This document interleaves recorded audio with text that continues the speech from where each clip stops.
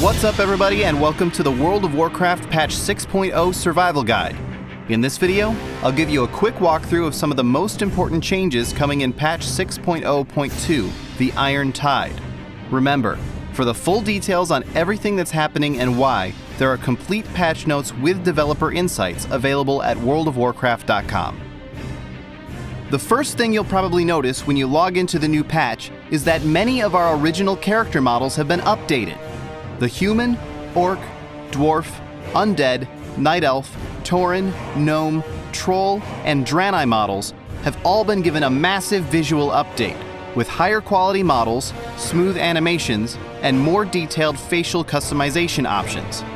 We've done our best to make your new and improved character feel as much like the original as possible, but if you're not completely happy with the new you can hit up the nearest barber shop to change your hairstyle, accessories, and even check out the new face options. As this patch is the precursor to the Warlords of Draenor expansion, there's some new pre-launch content that will give you your first taste of the Iron Horde. In the Blasted Lands, the Iron Horde is beginning its invasion, and the Alliance and Horde are taking their first steps to push them back. You can undertake a series of level 90 quests to repel them and earn some special rewards, such as the Iron Starlet Battle Pet and Iron Vanguard title. Meanwhile, a special level 90 version of the updated Upper Blackrock Spire dungeon will be available. That version of the dungeon, as well as the Blasted Lands rewards, are only available until Warlords of Draenor launches, so be sure to check them out. The next thing you might notice is what we're calling ability pruning.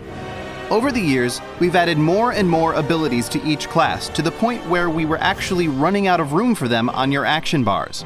With Warlords of Draenor and Patch 6.0, we wanted to refocus each spec's ability set on their core gameplay, and make sure every spell was there because it's fun and interesting, and not just another button to push.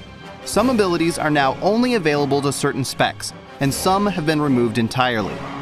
We also took a hard look at crowd control abilities, and thinned those out substantially, especially in PvP, where it can be frustrating to lose control of your character for extended periods of time. Patch 6.0 also includes some major changes to gear. The biggest one is what we've been referring to as the stat squish. Each new expansion has brought exponentially higher numbers, both on your gear and in the amount of damage and healing you deal or receive. We wanted to bring those numbers down to earth a bit, so we've gone through and adjusted gear from previous expansions to scale at a more reasonable rate.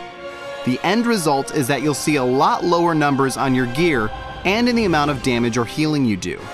You'll also have slightly fewer hit points, though we've purposefully left health pools a bit higher to make burst damage less important, particularly in PvP. And don't worry, we've squished all of the creatures in the game too, so you're every bit as effective against them as you were before the squish. Aside from the stat squish, we've added some new stats and removed some others. Hit, expertise, dodge, and parry have all been removed from gear and replaced with some new stats: bonus armor, multi-strike, and versatility.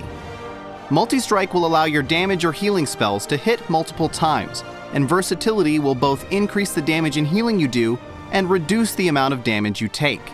If you're not sure which stat you should go after, check your spellbook. Each spec now has a passive ability that gives a raw benefit to one secondary stat. Bonus armor is a new stat for tanks that will reduce the amount of damage you take, and only appears on rings, necklaces, cloaks, and trinkets. We've also replaced spirit on a lot of gear, but greatly increased both base mana regen and the amount of regen you get from spirit, to compensate for having less of it on your gear. Valor and Justice points have been removed from the game, and any Valor or Justice points you had have been converted into gold.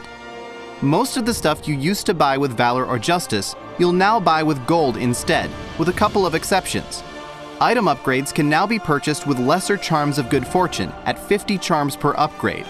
Heirlooms are still available via honor points, the Darkmoon Fair, and the Argent Tournament in Icecrown, but the NPCs that sold them for Justice points have been removed temporarily while we work on the Heirloom Collection feature for a future patch. Speaking of which, one of the new features in Patch 6.0 is the Toy Box Collection.